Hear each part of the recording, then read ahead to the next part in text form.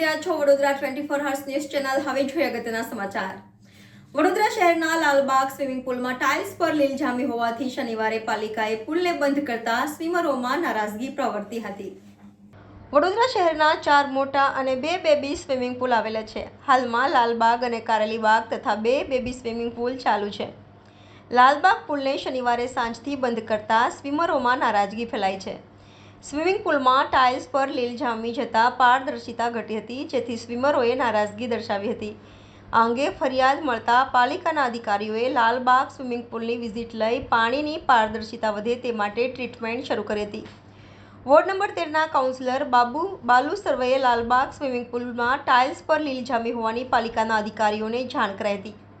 ત્યારે હવે swimming પુલમાં tiles પર જામેલી લીલ દૂર કરી ત્વરિત શરૂ કરવામાં આવે તેવી માંગ કરવામાં આવી છે. અત્રે ઉલ્લેખનીય છે કે વાઘોડિયા રોડ રાજીવ ગાંધી સ્વિમિંગ પુલના ચેન્જિંગ રૂમમાં ટાઇલ્સ બદલવાની હોવાથી ફેબ્રુઆરીથી બંધ કર્યો હતો, જ્યારે ટાંકી તોડીને નવી બનાવાઈ છે. અધિકારીઓના જણાવ્યા મુજબ 10 માર્ચથી પાણીની અછતથી પુલ ભરાયો નથી, જ્યારે સરદાર બાગ સ્વિમિંગ પુલ 4 વર્ષથી બંધ છે. ત્યાં નવો ફિલ્ટરેશન પ્લાન્ટ નાખવાનો હતો, તેમજ ટાઇલ્સો અને વોલનું કામ કરવાનું હતું. લાલબાગ સ્વિમિંગ પુલમાં તમે જોઈ શકો કે એકદમ ગંદી હાલતમાં છે. લીલ જામી ગઈ છે, ગંદુ પાણી થઈ ગયું છે. અને વડોદરા શહેરમાં 4 સ્વિમિંગ પુલ છે, એમાંથી 3 તો બંધ હતા અને કારેલીબાગનો હમણાં 10 દિવસ પહેલાં શરૂ કરવામાં આવ્યું છે. જ્યારે વડોદરા શહેરમાં આપણને ખબર હોય, ઉનાળાનું વેકેશન હોય તો વડોદરા શહેરના નાના બાળકો હોય, સ્કૂલને વેકેશન પડતું હોય તો તમામ લોકો સ્વિમિંગ પુલમાં જતા હોય તો એની અગાઉથી તૈયારી કરવી જોઈએ.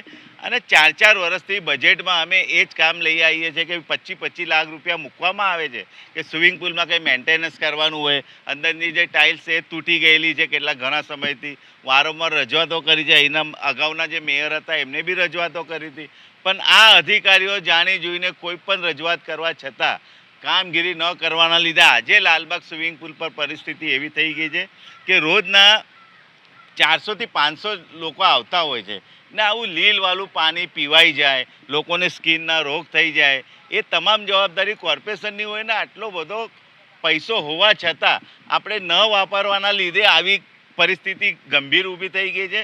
અને અગાઉથી આ બધો પ્લાનિંગ કરવાનો હોય એટલે જે પણ અધિકારી હશે આ તમામ જવાબદારી અધિકારીની હોય ને દરેકમાં ફંડ મૂકવામાં આવે છે. દરેક બજેટમાં 25 લાખ 30 લાખ રૂપિયા સ્વિમિંગ પુલનું કંઈ પણ રિપેરિંગ કરવું હોય એના માટે મૂકતા હોય, પણ એ પૈસા પાછા જતા રહે છે. અધિકારી કોઈ પણ જાતનું કામ નહીં કરવાના લીધે હવે ગંભીર એવી પરિસ્થિતિ. હવે ઉનાળાનો સમય ચાલુ થઈ ગયો, લોકો સ્વિમિંગ કરવા આવશે, નાના બાળકો આવશે તો આ ગંદુ પાણી પીવાશે એમ નથી, આ સ્કિનના રોગો થઈ જશે. એ જવાબદારી કોની? એટલે આ તમામ જવાબદારી કમિશનરશ્રીની છે. અને જે બીજા ઇતર સ્વિમિંગ પુલ જે બંધ હાલતમાં છે એ પણ વહેલી તકે ચાલુ કરવામાં આવે તો વડોદરા શહેરની પ્રજા સ્વિમિંગ પુલનો સારી રીતે ઉપયોગ કરી શકે એવી અમારી માંગ છે. એ રીતે તમે કીધું કે સ્વિમિંગ પુલ ખરાબ છે, પાણી ખરાબ છે, ચામડીનો રોગ થઈ શકે, પણ જે વ્યક્તિ અહીંયા પૈસા ભરીને આવતું હોય તો એ રિફંડ થવામાં આવશે? આ પાણી ખરાબ છે ને?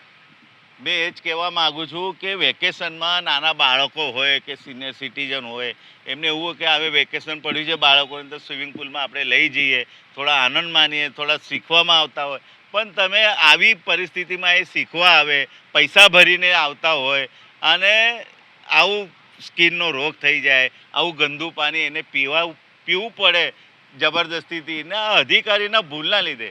અને દરેક બજેટમાં 25 લાખ 30 લાખ રૂપિયા આપણે સ્વિમિંગ પુલ માટે મૂકતા હોય કે એને રિપેર કરો. અંદરની ટાઇલ્સ તમે જો બધી તૂટી ગયેલી છે ને એટલી લીલ જામી ગઈ છે કે કોઈ પણ ભૂલથી નાનો બાળક પાણી પી લે ને તો ઘરે જઈને બીમાર પડી જાય. તો આ જવાબદારી કોની? આ તમામ જવાબદારી કોર્પોરેશનની છે ને કોર્પોરેશનના અધિકારીના ભૂલના લીધે આ પરિસ્થિતિ ઊભી થઈ છે. दिल से सोचा, दिमाग से शैतान है हम, बच के रहना हमसे, हिंदुस्तान है हम. Bade Miyan और Chote Miyan are ready to learn every day. Are you ready to learn and become perfect? Arena helps you master the skill of animation and VFX through top industry experts. Join today. And become job ready. Watch our new film Bade Miyan Chote Miyan Only in theaters this Eid.